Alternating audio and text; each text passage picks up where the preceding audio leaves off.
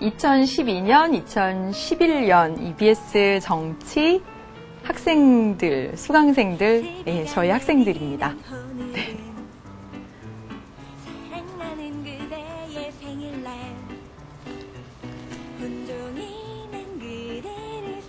안녕하세요. 재밌는 정치, 즐거운 봄, 정치의 지도를, 이거 맞추려고 하는데, 이게 이렇게 나오나요? 네. 정치의 지도를 그리자, 수능 완성, 정치를 맡은 박봄입니다. 지금 나오고 있는 노래가 Happy Birthday to You. 그 구혜선 씨가 부르는 노래인데, 혜민이가 생일 축하한다고 저한테 보내줬어요. 그러면서 이 노래를 사실은 제가 정말 좋아했던 노래더라고요.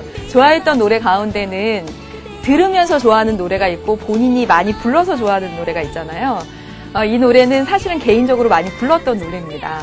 그래서 이 노래를 보내줘서 딱 듣자마자 옛날 생각이 났는데 그냥 아주 좀 한참 전인데 그 저희 반 애들이 야자를 하는데 그날 진짜 하기 싫었나 봐요. 막 다 하기 싫어가지고 막 죽을라 그래요. 막 그래가지고 막 보내주시면 안 돼요. 막 어쩌고 막 하는 거예요, 애들이. 그래가지고 보내주면 안 되고 또 보내줘서 우리 반만 텅 비면 저 불려가서 혼나거든요. 저도. 보내주면 안 되니까 그게 차라리 보내주는 게 낫던 거였는데 그러면 놀까? 그래놓고 교실에서 놀면 옆반에 방해가 되니까 애들을 데리고 운동장에서 논 거예요. 그래서 운동장에서 막 꼬리 잡기를 하고 막 놀고 막 한 거예요. 애들 막 진짜 학교 전체가 야자하고 있는데 그 운동장에서 노는 게 더 시끄러웠던 거죠. 아무튼 그 뒤에 제가 불려갔는데 아무튼 그날 막 그렇게 놀면서 제가 자발적으로 애들한테 이 노래를 불러줬습니다. Happy Birthday to You. 이 노래를 막 불러줬어요. 지금이라면 전혀 있을 수 없는 일이고 그때는 한참 젊은 때라 그랬는지 막 했어요. 그래서 이 노래 혜민이가 보내줘서 딱 들으니까 아이들 생각이 막 나더라고요. 여러분, 선생님한테 학생들도 정말 소중한 추억입니다. 진짜. 그래서 여러분 사진도 좀 보여드렸던 건데 여러분의 선생님들도 여러분 상담하고 막 입시 때문에 상담하고 그러면서 막 선생님 때문에 상처받았다, 막 진짜 화난다, 막 이러잖아요. 근데 선생님들도 상처받고 선생님들도 고민하고 막 그렇습니다. 그러니까 사실은 여러분 인생의 마지막 선생님, 대학교에 가면 교수님들은 조금 다른 의미입니다. 그래서 마지막 선생님을 여러분들이 보고 있는 거예요. 그러니까 좀 잘해드리세요. 잘해드리세요. 예, 그 말 하고 싶었습니다. 오늘 이 시간은요, 여러분, 민주적 정당 정치 14번째 시간, 9번째 주제 들어가기 앞서 지난 시간 선거 파트 문제를 모두 끝내고 민주적 정당 정치로 들어가도록 하겠습니다. 여러분 이해하시죠? 48분 안에 모든 걸 끝내야 되기 때문에 조금씩 밀린다는 것을 이해하시죠? 네. 먼저 이번 테마 9의 문제 찜해준 학생들부터 먼저 소개해드리겠습니다. 찡콩. 테마 9, 민주적 정당 정치 2번 문제는 매력 만점 백송희. 3번 문제는 인터내셔널 김민경. 4번 문제는 지치고 힘들어도 포기하지 않은 강인한 한손. 6번 문제는 UN 정직원 글로벌 리런. 윤경아. 그리고 8번 문제는 일본의 역사 왜곡을 막아낼 역사학자 지선. 이렇게 찜해주었습니다. 여러분, 그러면요, 우리 지난 시간에 그 민주정치와 선거 부분에서 남겨두었던 문제 한 5문제 정도가 있습니다. 지금 민주적 정당 정치 부분이라고 해서 막 서둘러서 풀지 않겠습니다. 진짜 한 문제 한 문제 애써서 열심히 풀겠습니다. 여러분, 먼저, 지난 시간 복습을 잠깐 해보면, 민주정치와 선거였어요. 민주정치와 선거. 그래서 우리나라의 선거, 공정한 선거, 선거 문화 이렇게 했습니다. 우리나라의 선거, 지방선거, 정당명부식 비례대표제. 네. 공정한 선거. 민주선거의 4원칙, 선거관리위원회, 선거공영제, 그리고 선거구 법정주의까지 했습니다. 그렇죠. 그래서 그 공정한 선거에 관련된 문제 한 문제 있는데요. 바로 1번 문제입니다. 이 문제 여러분이 어려워했을 것 같다는 생각이 드는데 선생님이 친절하게 설명해 드리도록 하지요. 네, 보겠습니다. 서강대 정외과 순영 보세요. 다음 사례와 관련된 옳은 진술만을 보기 위해서 있는 대로 골라봅시다. A지역 주민들은 선거구 간의 인구 편차가 심하다면서 헌법 소원을 청구했습니다. 여러분, 선거구 간의 인구 편차가 심하면 인구가 많은 지역의 한 표 가치가 떨어진다라고 했습니다. 기억나세요? 그래서 선거 구간의 인구 편차가 나면 바로 평등선거 원칙과 관련해서 1인 1표 평등권. 선거 원칙과 관련해서 1인 1표 1가치, 투표 가치의 동등성, 이것을 보장하기 어렵다라고 했었죠. 헌법소원을 청구했습니다. 이에 대해 헌법재판소는 2009년 기초의회 의원 선거에서 선거구당 인구 편차의 상하 허용 한계를 해당 선거구 1인당 평균 인구의 해당 선거구 의원 1인당 평균 인구의 60%로 봐야 한다고 인용 결정했다라고 했습니다. 여기까지 내용이 한 개도 쉬운 게 없죠. 여기 이제 풀어서 그림으로 한번 그려보도록 하겠습니다. 선거구당 1인당, 선거구 의원 1인당 평균 인구를 다시 말하면 선거구당 인구를 평균 한 1000명이라고 예를 들어서 한번 해보면 우리 문제 선지 몇 번에도 있냐면요. 디귿. 의원 1인당 평균 인구가 만약에 1000명이라면 예를 들어서 1000명을 해봅시다. 그러면 여기 뭐라고 나와 있냐면 여러분 상하 허용 한계를 평균 인구의 60%로 보겠다 그랬습니다. 상하 허용 한계가 60%다라고 했어요. 그러면 여러분 1000명에 지금 1000명에 60%면 몇 명이죠? 너무 쉽죠. 600명이죠. 그렇다면 이 말의 뜻은 뭐냐면 1000명보다 60% 많은 1600명 이하 내지는 미만 내지는 아래쪽으로 해서 1000명보다 600명 적은 400명 요 안쪽까지는 인구 편차가 나는 걸 허용하겠다라는 겁니다. 사실 선거구를 나눌 때 전체 우리나라 국민의 인구를 똑같이 정말 n분의 1 해서 인구수를 똑같이 나눌 수는 없잖아요. 편차가 날 수밖에 없는데 그 편차가 나는 허용 한계를 그래 여기 요만큼 위로는 1600명 조금 여기 아래에 여기 선까지 400명 여기 미만 선까지 요 정도 편차가 나는 것은 허용하겠다. 그런데 이거보다 더 나서 어떤 지역은 1700명인데 한 명을 뽑고 어떤 지역은 여기 예를 들어서 300명인데 한 명을 뽑고 1000명인데 한 명을 뽑고 이렇게 하는 것은 안 된다라는 거죠. 예를 들어서 여러분 보세요. 여러분 1700명에 한 명을 뽑고 300명에 한 명을 뽑습니다. 그렇게 되면 여기 1700명에 한 명을 뽑는 1700명의 이 투표 가치는 어때요? 300명 중에 한 표보다 여기서 투표 가치가 훨씬 작죠. 여기에 투표 가치에 비하면. 그래서 이렇게 선거 구간 인구 편차가 너무너무 많이 나게 되면 한 표 가치의 차이가 있다라는 것이에요. 상식적으로 생각해 보면 돼요. 이거는 많은 사과가 1000만 개 중에 하나의 사과는 가치가 없습니다. 우리 집에 막 사과가 굴러다녀요. 그러면 그 사과는 가치가 없는 거죠. 그런데 우리 집에 사과가 3개, 5개밖에 없어요. 그러면 사과는 아껴 먹어야 되고 가치가 있는 거죠. 마찬가지입니다, 여러분. 여기 보세요. 300명 중에 한 표는 분명히 1700명 중에 한 표보다 훨씬 여기가 가치가 높다라는 거예요. 그래서 선거구당 인구 편차가 이렇게 많이 나게 되면 투표 가치의 차이가 너무 많이 나기 때문에 가급적 선거구당 인구수를 맞춰가는데 똑같이 정말 1000명으로 맞출 수는 없으니까 상하로 60% 여기 내외로 차이가 나는 것은 예를 들면 1000명인데 여기 1500명인 선거구가 있다. 이건 어쩔 수 없고 여기 500명인 선거구가 있다. 이건 어쩔 수 없다라는 거죠. 이 안에 들어간다면 어쩔 수 없다라는 겁니다. 그런데 여러분 여기 잘 봐보세요. A지역 주민들이 선거구간 인구 편차가 너무 심하다면서 이거 너무 심해요 라고 했습니다. 그럼 여러분 상식적으로 생각해 보세요. 이 A지역 사람들은 지금 1000명을 만약에 기준으로 하면 여기 위에 있는 사람들입니까? 여기 아래에 있는 사람들입니까? 이거 선거구 인구 편차가 너무 심해요 라고 불만을 터뜨릴 사람들은 여기보다 많은 사람들이겠죠. 우리 인구 1700명이나 되는데 한 명 뽑잖아요. 평균적으로 1000명당 한 명 뽑는다는데 우리는 인구가 1700명이나 되는데 한 명 뽑네요. 우리 투표가치 떨어진단 말입니다. 이 얘기를 하고 있는 겁니다.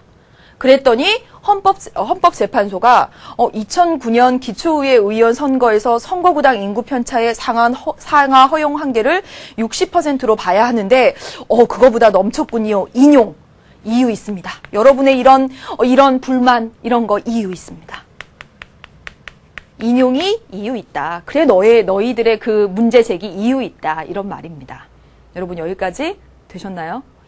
예, 그래서 재판부는 투표 가치는 해당 의원 1인당 평균 인구수를 기준으로 계산한 평균적인 투표 가치를 고려하는 방법이 타당하다면서 현 시점에서 시도 의원과 마찬가지로 헌법상 용인되는 인구 편차의 한계는 의원 1인당 평균 인구의 상하 60%가 맞다라고 설명을 했다라는 겁니다. 다시 한번 하나만 더 추가적으로 보면 이런 걸 외우실 필요는 전혀 없고, 예, 보시면 시도의원이라고 나와 있습니다. 시도의원은 광역이죠, 광역. 맞나요, 여러분? 광역. 광역의회의 선거구를 책정할 때 상하 60% 한계를 두고 있었는데 기초의회를 할 때는 그렇지 않았나 봐요. 그러니까 이 광역의회를 이 선거구를 자를 때와 마찬가지로 기초의회를 자를 때도 선거구 간 인구 편차의 상하 허용 한계를 60%로 해서 지금 이 A지역 보니까 이렇게 투표 가치가 떨어지고 있네. A지역 주민들의 불만, 문제 제기 이유 있습니다. 이렇게 해준 겁니다. 어렵죠? 근데 됐죠? 예, 보겠습니다. 기어, A지역 주민들의 투표 가치는 과소평가되었을 것이다. 순영 맞아요? 맞죠. 자기네 투표 가치가 과소평가되고 가치가 떨어지니까 문제 제기했겠죠. 과대평가되면 왜 문제 제기하겠습니까? 왜 X했죠? 맞죠. 이런 실수를 한다니까요. 니은, A지역 선거구는 선거구 법정주의에 어긋났을 것이다.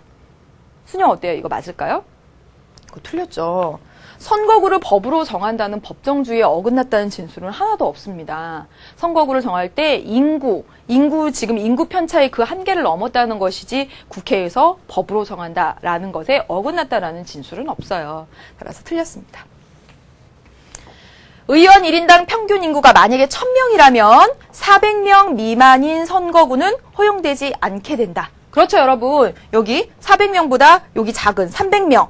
그 다음에 200명 이런 선거구는 허용하지 않겠다는 거죠. 여기 400명 안에 들어가는 400명부터 1600명 안에 들어가는 여기만 허용하겠다라고 했으니까 여기보다 떨어지는 300명, 200명, 100명은 허용하지 않겠다라는 것입니다. 그래서 이거 맞는 얘기죠.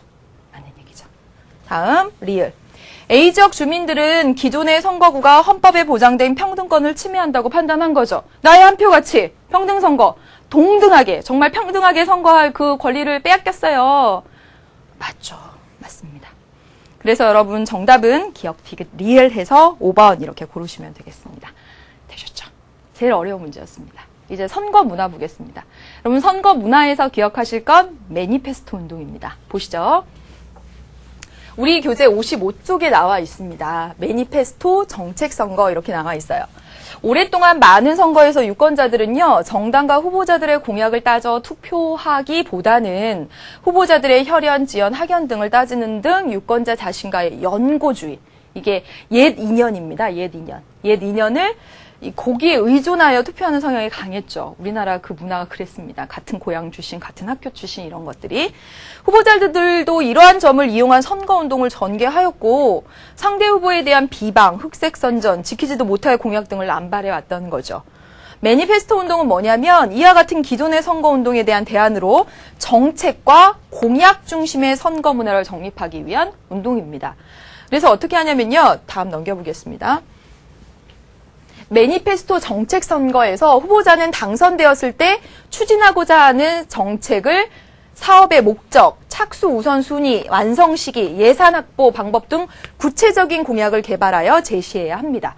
이게 바로 매니페스토 정책 선거입니다. 무슨 말이냐면 예전에는 당선되려고 저 이 고향 출신입니다. 저 이 학교 나왔습니다. 하거나 아니면 지키지도 못할 약속들을 하는 거죠. 제가 이 마을에다가 뭐 정말 월드컵 경기장을 유치해 오겠습니다. 그래놓고 안 지켜주면 뭐 어쩔 수 없지. 뭐 이런 식으로 지키지도 않은 공약들을 남발해 왔던 것이에요. 당선되기 위해서. 그거 안 되겠다라고 해서 이제는 정말 혈연, 지연, 학연 이런 것보다는 정책을 보되 그 정책도 지키지 못할 정책이나 공약을 남발하면 안 되니까 왜 그 정책을 하려고 하는지 사업의 목적을 명확하게 밝히고 그리고 무엇부터 시행해 나갈지, 공약이 여러 가지가 있으면 무엇부터 시행해 나갈지, 그리고 언제까지 그것을 완성할지, 정말 월드컵 경기장 가지고 온다고 하면 언제 그걸 완성할지, 돈은 어디서 끌어와서 완성할지 정말 구체적으로 제시하라는 거죠. 이게 바로 매니페스토 정책 선거입니다. 유권자는 후보자가 제시한 공약을 꼼꼼히 비교하고 따져서 가장 실현 가능한 공약을 제시한 후보에게 투표하게 되는 거죠. 이게 맞는 거죠, 여러분. 그리고 당선자가 임기 동안 자신이 제시한 공약을 제대로 실천했는지 지켜보고 평가해서 다음 선거에서도 지지할 것인지 여부를 결정하는 거죠. 그렇게 공약 제시하더니, 그런 예산을 가져서 언제까지 한다고 공약을 제시하더니 실제로 잘 지켜나가고 있구나. 또 지지해야지. 아니다, 안 되겠다. 지지를 철회해야지. 평가하는 기능을 한다는 거죠. 따라서 후보자가 내세우는 공약은 구체적이고 측정 가능하며 달성할 수 있는 타당한 정책이어야 합니다. 그래서 구체적으로 제시해야 합니다. 그래서 명확한 시행 시기가 제시되어야 하고요.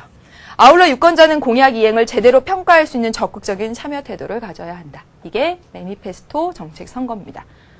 이해되셨죠, 여러분? 한 번만 들으면 이해됩니다, 이건. 이제 문제를 보겠습니다.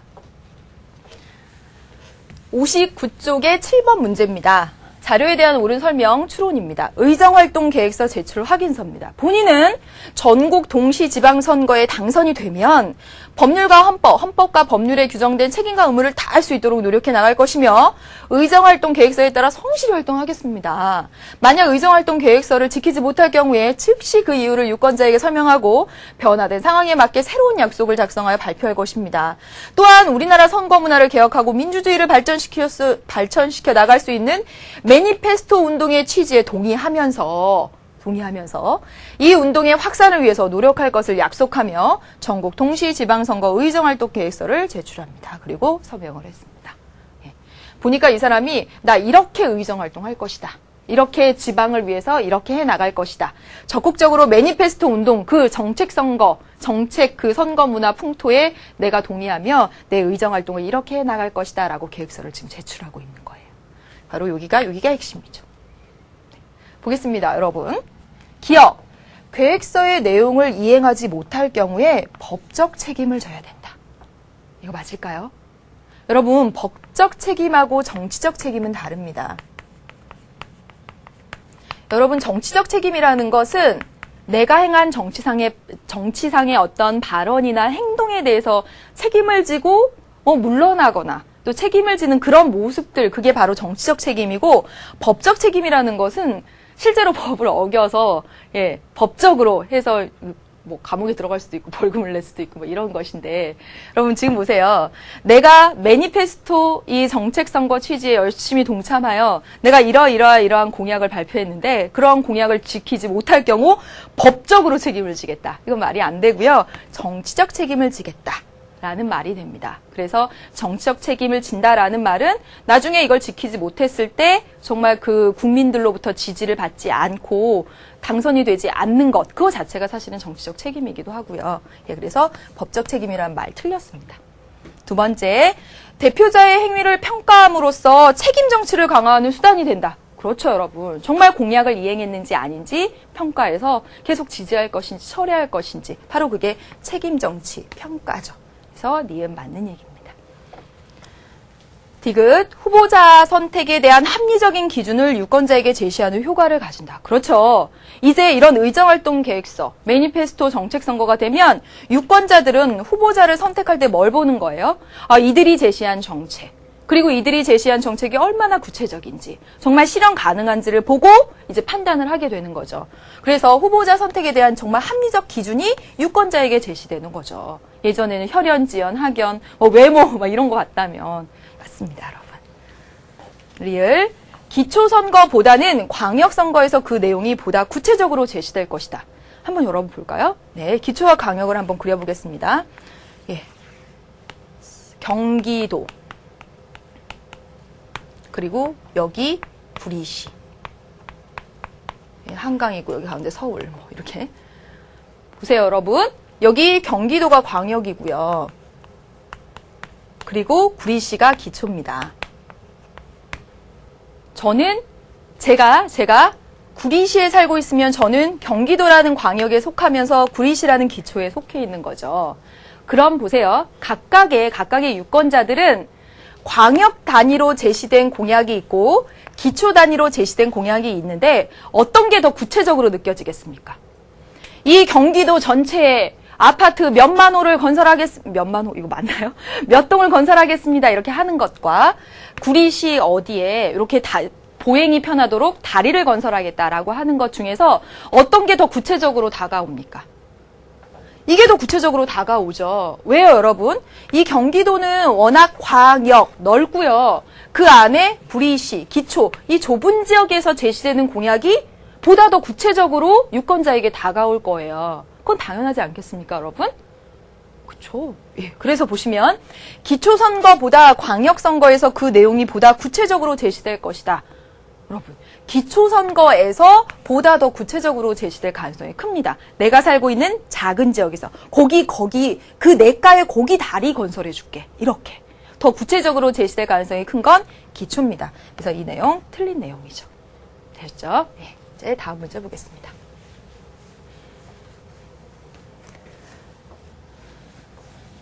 진솔 보세요. 다음은 2011년 4월 27일 재보궐선거 홍보물이다. 이에 대한 옳은 분석을 보기에서 고르는 것은. 제 동생 이름도 진솔이거든요. 근데 이 진솔이의 뜻이 한 번도 입지 않은 새 옷, 정말 새 옷. 그런 뜻이래요. 정말 좋은 뜻을 가졌어요. 진솔은 아마 한글 이름은 아니겠죠? 그렇죠. 네. 저희 아빠가 지어주신 이름입니다. 네. 아니, 진솔이는 아니겠죠. 우리 아빠가 지어준 거 아니겠죠. 네, 아름다운 투표 참여 선언했습니다. 투표 참여하겠습니다. 이런 건데요. 2011년 4월 27일 재보궐선거 홍보물입니다. 재보궐선거 할 때는 투표 참여율이 더 낮아져서 문제죠. 그래서 투표 참여 선언합시다. 이 얘기입니다. 어려운 문제 하나도 아니죠. 기억. 이런 캠페인을 하는 이유는 연고주의 선거 문화를 극복하고자 한다. 여러분, 지금 아름다운 투표 참여 선언을 하자라고 하는 것은 투표 참여율이 원체 낮아서죠. 투표 참여를 안 해서입니다.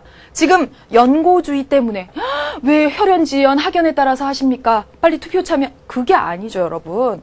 그래서 요거 해당 사항 없습니다. 투표 참여율이 낮아서 그런 겁니다. 그래서 여러분 투표에 참여하십시오. 이렇게 막 꼬시는 거죠. 참여하시면 푸짐한 선물 드립니다. 이런 참여율이 낮아서 그렇습니다. 투표권 행사를 유권자의 의무로 강제하고자 한다. 여러분, 지금 의무로 강제하려고 하는 거예요? 그건 말도 안 되는 거고 틀렸습니다. 디귿. 당선자의 대표성을 높이는 효과를 기대할 수 있다. 진솔 어때요? 맞죠. 많이 참여하면 당선자의 대표성이 높아지죠. 우리 반 애들이 모두 참여해서 반장을 뽑았을 때 그 반장의 대표성이 높아지죠. 맞습니다. 많이 참여하면 대표성을 높일 수 있다. 또 하나, 선거는 대의민주주의의 초석이라는 입장에 바탕한다. 대의민주주의. 대표를 통해서 대신 정책 결정을 하는 이 민주주의에 있어서 선거에 참여해야지만 이 대의민주주의가 잘 돌아가는 거죠. 왜냐하면 주권은 국민에게 있으니까. 그래서 국민이 선거를 통해서 대표자를 뽑아줬을 때 이 대표자들이 국민을 위한 정책을 결정하고 정치를 할 수 있는 거죠. 그래서 이 선거는 대의민주주의의 그 기본이 된다라는 입장에서 빨리 선거에 빨리는 아니죠. 열심히 참여해라 라고 막 하는 거죠. 그래서 이런 캠페인을 하는 겁니다. 정답 디귿 리얼 되겠고요. 어려운 문제 아니었습니다. 다음 보겠습니다. 어떤 일이든 성공할 나슬이 보세요. 표는 유권자의 후보자 관련 정보 획득 경로를 나타낸 것입니다. 이에 대한 옳은 분석이나 추론을 보기 위해서 고른 것은 했습니다.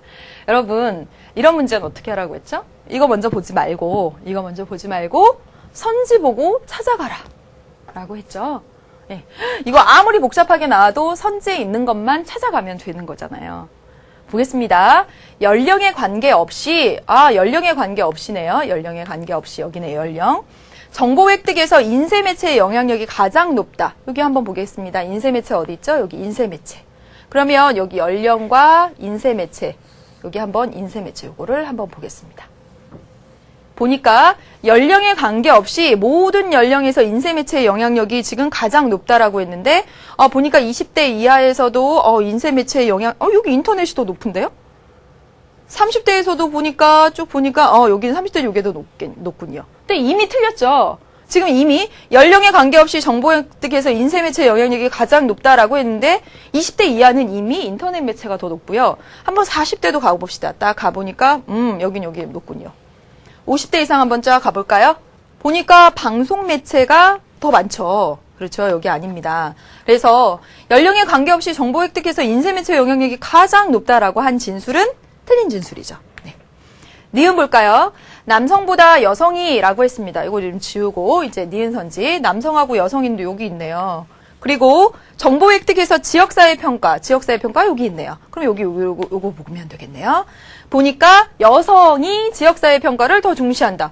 그러네요. 17.7 대 19.4니까 이거 맞는 진술이네요. 그대로 찾아가면서 하면 되죠. 낯을 안 어렵죠? 이런 문제는. 디귿. 대학교 재학 이상의 학력에서는 이제 이거 지우고 대학교 재학 학력 보면 이제 여기 보면 되겠네요. 대학교 재학 학력에서는 인터넷 매체를 통한 정보를 획득하는 경우가 가장 많다. 한번 보겠습니다. 22.73. 이게 많은 것 같은데 쭉 보니까 이게 제일 많네요. 이게 31.6으로 인쇄 매체를 통한 정보 획득의 경우가 가장 많습니다. 그러니까 인터넷 매체라고 했으니 틀렸죠. 다음 마지막 보겠습니다.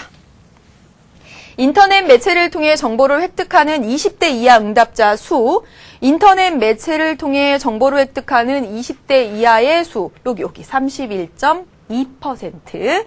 그리고 인쇄 매체를 통해서 정보를 획득한 50대 이상. 인쇄 매체 어디 있습니까? 여기. 인쇄 매체를 통해서 정보를 획득하는 50대 이상의 수가 더 많다라고 했습니다. 여러분, 지금 이거 비율이고요. 비율이에요. 수 안 나왔는데요? 어떻게 하시면 돼요? 보니까 20대 이하 296명의 32%. 그리고 여기 50대 이상 539명의 26%. 어디가 수가 더 많겠습니까, 여러분? 296명, 300명의 30%라고 치면 여기 한 약 90명 정도 되는 거잖아요.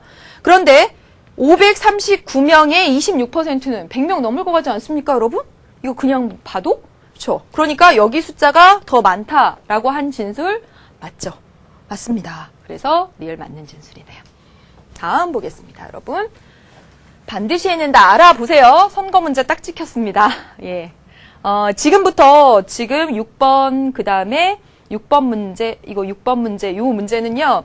제일 마지막에 배치를 했습니다. 사실 여기 나오기보다는 앞에 나왔었으면 좋았었을 문제인데 민주정치와 선거 1에 나왔으면 좋았었을 문제가 여기 이제 뒤에 나와서 가장 뒤에 나와서가 아니라 그 민주정치와 선거 2에 나와서 가장 뒤로 배치를 했습니다. 모든 것을 종합한다는 생각으로 가장 뒤에 배치를 했습니다.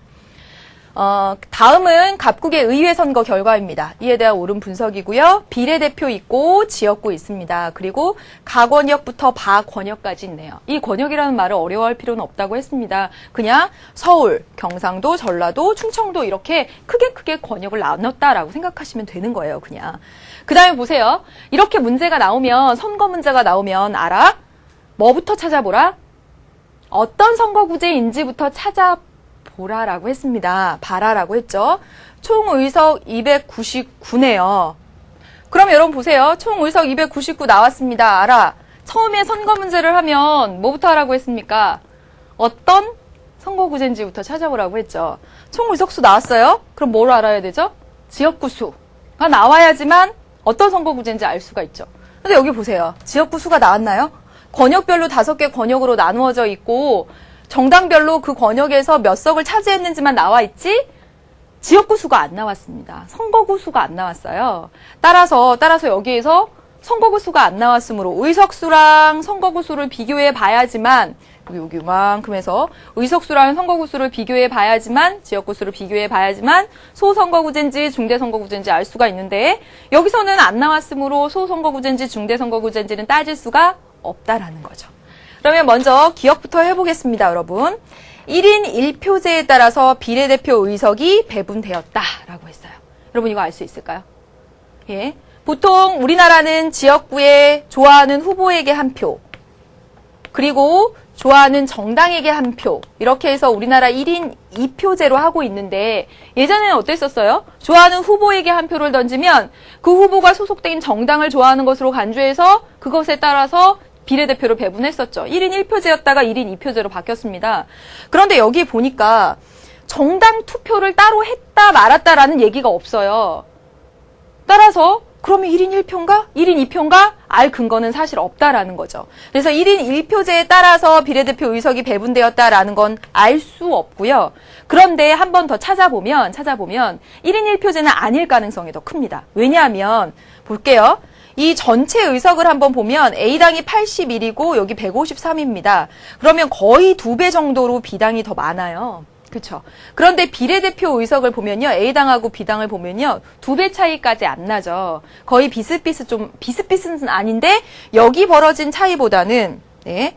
여기서 지금 여기 B당하고 A당하고 사이에 벌어진 차이보다는 이 비례대표에서 벌어진 차이가 훨씬 더 좋습니다. 다시 말하면 뭐냐면 만약에 지역구 선거에 기반해가지고 여기 1인 1표제 방식으로 여기 비례대표를 배분했다면 이 A, B당의 그 차이가 비례대표에서도 비슷하게 나야 되는데 지금 차이가 비슷하지 않다라는 거죠. 여기서는 지금 현격하게 여기 계산을 여러분 좀 해보시면 여기 지금 120, 125, 130석 정도가 되고 여기 이렇게 해보시면 130석 정도가 되고 여기 이렇게 해보면 60 몇 석 정도가 돼요. 그러니까 2배 차이가 나는 거예요. 2배 차이가 나는데 비례대표는 2배 차이가 안 나요. 그 얘기는 지역에 한 표 던지고 정당 투표로 다시 한 표를 던져서 여긴 다시 했다라는 정당 투표로서 배분했다라는 얘기가 됩니다. 추론을 해보면. 그래서 1인 1표제는 아닐 것이다 라는 거죠. 그래서 틀렸다라는 겁니다. 그리고 안 나왔어요, 사실은.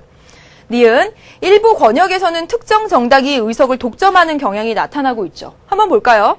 다 권역에서 보니까 B 정당이 거의 독점적입니다. 여러분 쫙 보세요. 46. 라 권역에 보니까 A 정당이 거의 아주 다 휩쓸었습니다. 그렇죠? 그런 현상 나타나고 있네요. 다음 보겠습니다. B 정당은 선거를 통해서 단독 정부를 구성할 수 있는 의석을 확보했을 것이다. 의석을 확보했다라고 했습니다. 볼까요?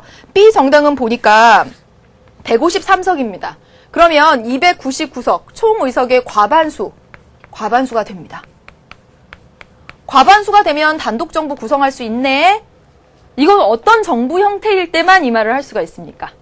이 말을 할 수 있는 건 의원 내각제 정부일 때만 이 말을 할 수가 있는 거죠. 여러분 이 문제 보면 이 나라는 지금 의원 내각제 정부 형태를 하고 있는데 그런 말 안 나왔어요. 만약에 대통령제라면 정부를 구성하는 게 A당에서 나와서 A당에서 따로 선출을 하니까 A당 출신의 어떤 사람이 대통령으로 당선돼서 A당 출신으로 그 대통령이 정부를 구성할 수도 있습니다. 무슨 말인지 되시죠?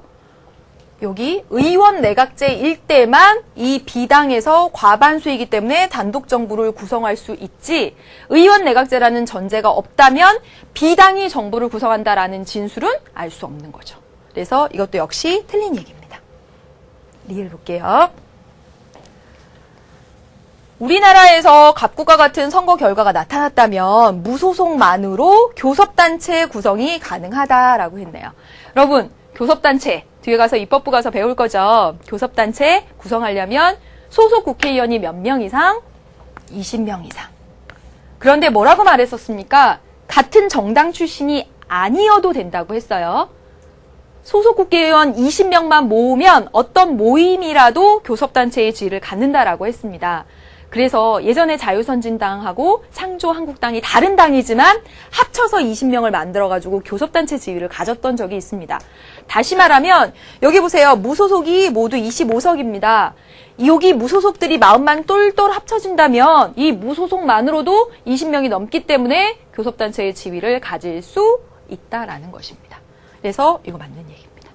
그래서 여러분 정답은 니은 리을에서 4번 이렇게 고르시면 되겠습니다. 네, 선거 문제 이제 다 했네요. 다 했죠? 한 문제도 빠짐없이 다 했을 겁니다. 이제 넘겨서요, 여러분. 이제 민주적 정당 정치로 오겠습니다. 여러분 선거에서 우리가 했던 것을 잘 떠올려 보세요. 처음 했을 때 선거했습니다. 선거 그 자체. 그래서 선거는 어떤 기능이 있는지 민주선거의 4원칙 했었죠. 그리고 선거제도 봤습니다. 그래서 소선거구제, 중대선거구제, 다수대표제, 소수대표제, 비례대표제, 직능대표제 이렇게 봤었죠. 그거까지 했었고 그리고 지난 시간부터 이번 시간까지 해서 지방선거, 정당명부식 비례대표제 등의 우리나라 선거, 그리고 공정한 선거, 그리고 선거 문화까지 왔습니다. 방금 봤던 문제는 모든 것을 총정리하면서 마지막에 배치한 문제였고요. 예. 이제 정당으로 넘어갑니다. 여러분 이번 시간부터 다음 시간, 그 다음 시간까지 해서 3시간 동안 할 주제는 정당과 이익집단과 시민단체입니다. 정당, 이익집단, 시민단체. 이렇게 이제 묶어서 하게 되는 거예요. 여러분 정당에서 여러분이 기억하실 건 바로 이 두 가지입니다. 정당에서 기억하실 건 정당과 정당 제도입니다. 정당 그 자체와 정당 제도예요. 정당 제도는 양당제와 다당제를 기억하시면 되죠. 이건 당연히 기억해야 될 것이라고 여러분은 생각하고 있습니다. 양당제, 다당제. 양당제의 의미, 장단점. 다당제의 의미, 장단점. 이건 기본으로 기억하고 있어야 됩니다. 예. 그 다음에 이제 정당과 관련해서는 정당의 의미와 기능, 정당은 무엇이고 기능은 뭐지? 이거는 가장 기본적인 것들. 그냥 한 번만 다음 문제 풀면서 이제 보시면 되고요. 정당과 관련해서 우리나라 정당 정치, 우리나라 선거 문화 할 때처럼 여러분 안 좋은 말만 생각하시면 돼요. 인물 중심, 지역 중심, 뭐 당내 비민주주의 막 이런 안 좋은 말만 생각하시면 됩니다. 근데 역시 기본이고요. 정당 공천이 중요합니다. 그러면 다시 한번 정리를 해봅시다. 정당으로 들어왔습니다. 크게 이번 시간, 다음 시간까지 정당이익집단 시민단체입니다. 이들의 공통점은 뭐냐면 우리 2단원의 제일 앞에 했을 때 정책 결정 과정에서 비공식적으로 정책 결정에 참여하는 비공식적 정치 참여자들이라는 것이죠. 비공식적의 뜻은 국가기관이 아니다. 정당 국가기관 아니다. 예, 새누리당, 민주당, 이러한 정당들 국가기관 아닙니다. 국가기관 아니에요.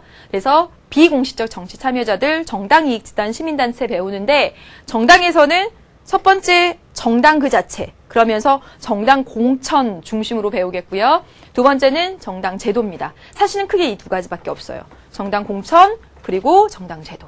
이렇게요. 그럼 보겠습니다. 먼저 이거 기본이니까 이거와 관련된 문제가 정당의 기능과 관련된 문제가 62페이지 2번 문제입니다. 송이 문제예요. 송이 문제. 네. 그렇죠. 사람은 이쁘고 못생기고 이런 것보다 매력이 있고 이게 굉장히 중요한 것 같아요. 그래서 그런 그 배우 있잖아요. 공효진 씨 같은 그런 배우들 보면 매력이 막 넘치잖아요. 송이가 그런가요? 예, 매력 만점 송이 보세요. 정당의 기능으로 가장 적절한 것은 했습니다. 정당의 기능을 따로 정리하지 않고 이 문제를 통해서 정당의 기능 한 번만 들어봅시다, 여러분. 정당이라고 하는 것은 정권 획득을 위해서 모인 단체예요. 정권 획득이 목적입니다. 그리고 정당들은 어떤 기능을 하는지 한번 찾아보도록 하겠습니다. 다음 글을 통해 알 수 있는 정당의 기능. 정부와 동그라미당, 청와대는 정책 협의 강화를 위해서 한 달에 한 차례씩 고위 당정협의회를 열기로 했습니다. 당정협의회, 정당과 정부가 정책에 대해서 협의하는 겁니다. 정부는 국가기관이고요. 정당은 비공식적 정치 참여자인데 이렇게 같이 만나서 이 정책을 협의하는 거 한 달에 한 번씩 모이기로 했대요. 그래서 고위 당정협의회 보니까 국무총리와 당 대표가 공동 주재하고 당에서 대표와 원내대표 최고위원 정책위 의장 여러분 지금 보세요.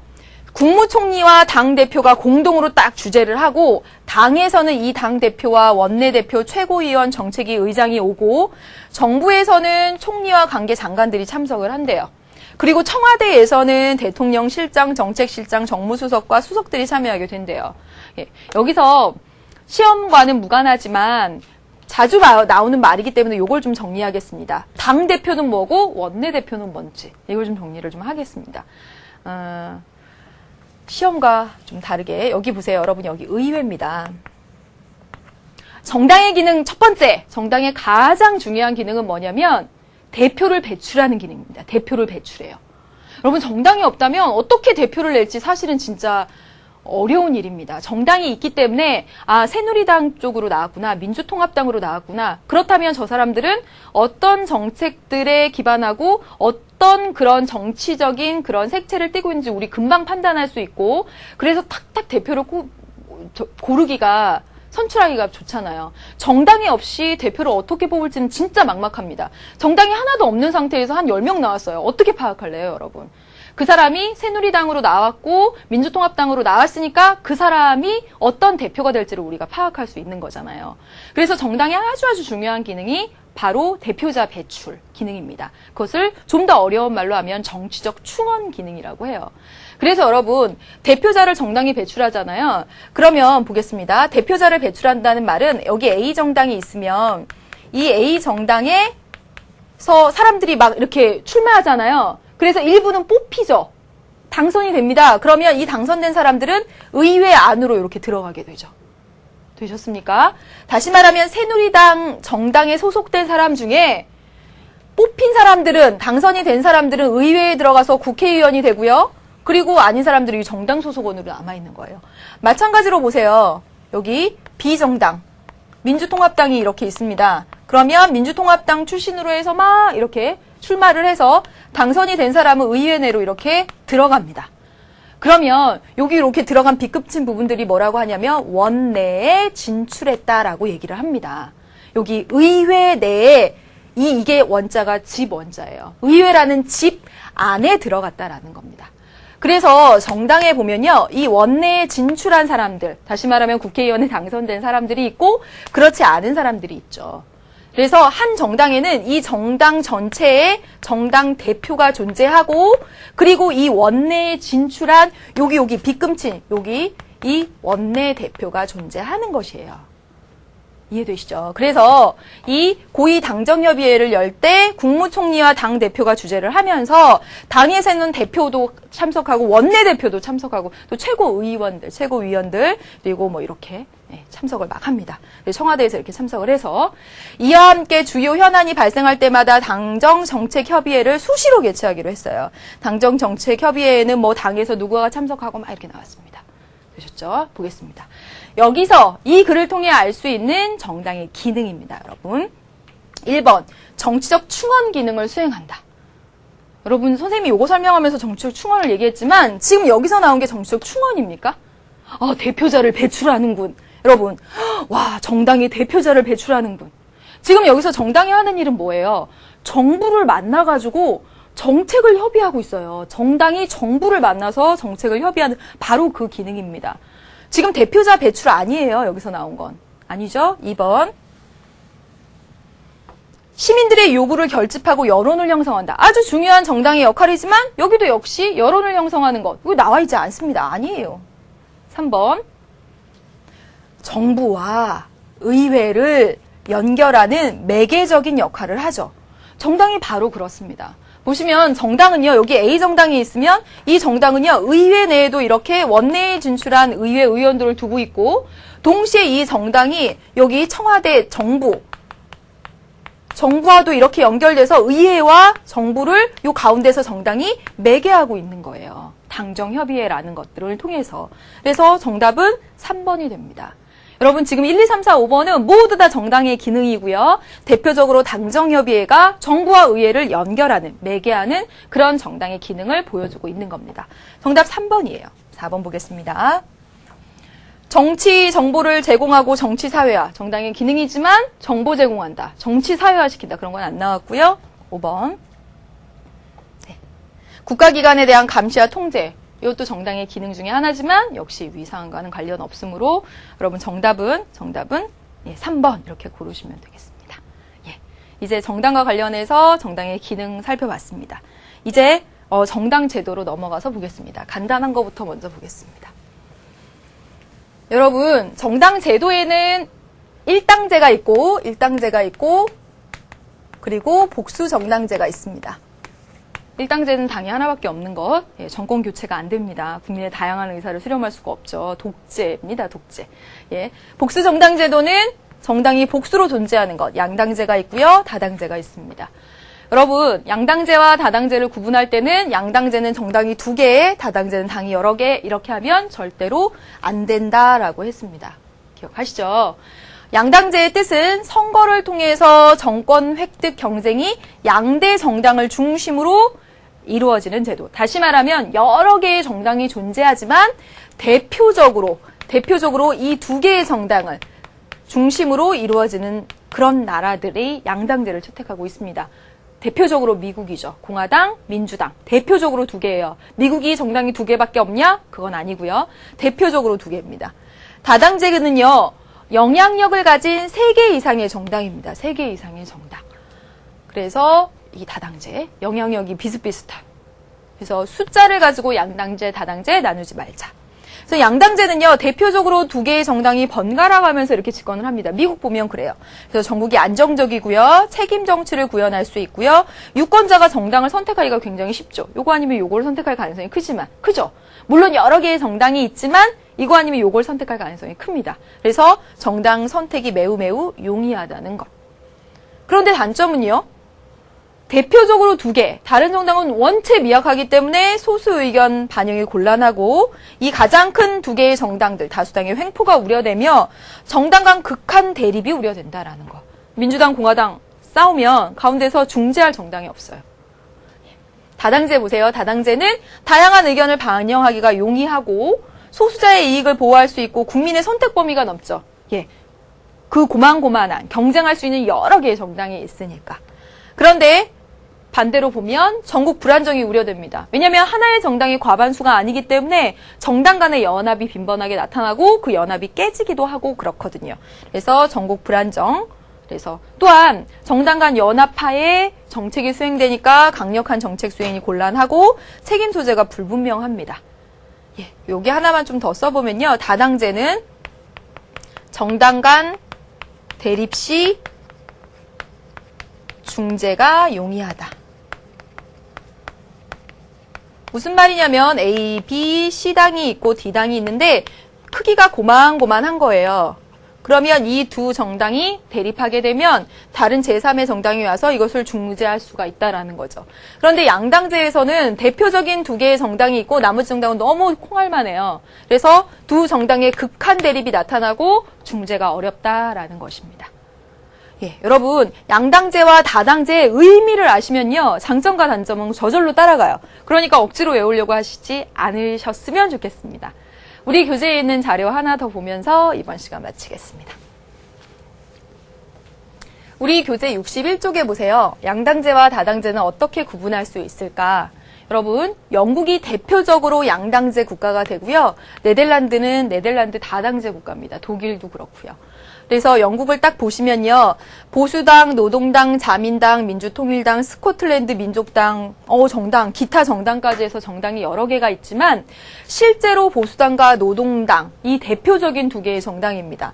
2005년도에 보면 노동당이 과반수가 과반수죠. 그러니까 여기 단독으로 집권을 했고 여기 보면 과반수로 획득한 정당이 없어요. 그렇지만 이 대표적인 두 개의 정당 주도로 해서 연립이 형성되더라도 하나의 정당이 아주 주도로 해서 전국을 운영해 나갈 수 있기 때문에 대표적인 두 개의 정당 양당제고요. 그리고 여기 네덜란드 보시면요. 보세요. 고만한 경쟁할 수 있는 여러 개의 정당들이 있죠. 그래서 우리 지금 영국이나 네덜란드 사례에서 보시다시피 양당제와 다당제를 구분할 때는 정당의 숫자가 두 개냐 여러 개냐로 구분하는 건 절대 아니다라는 거죠. 대표적인 두 개, 경쟁할 수 있는 여러 개, 이렇게 나누시면 되겠습니다. 네, 여기까지 했습니다, 여러분. 정당 정치 들어왔습니다. 민주적 정당 정치 들어왔어요. 말씀드렸습니다. 정당 정치에서 정당하고 정당 제도입니다. 정당에서 정당의 기능 살짝 살펴봤고요. 그래서 당정협의회 정도만 꼭 기억을 해두세요. 예, 의회와 정부의 매개 기능이 있다. 그 정도 기억을 해두시고 우리나라의 공천 다음 시간에 할 거고요. 정당 제도 이렇게 정리를 해봤습니다. 고생 많으셨고요. 여러분 다음 시간에 만나도록 하겠습니다. 예, 안녕.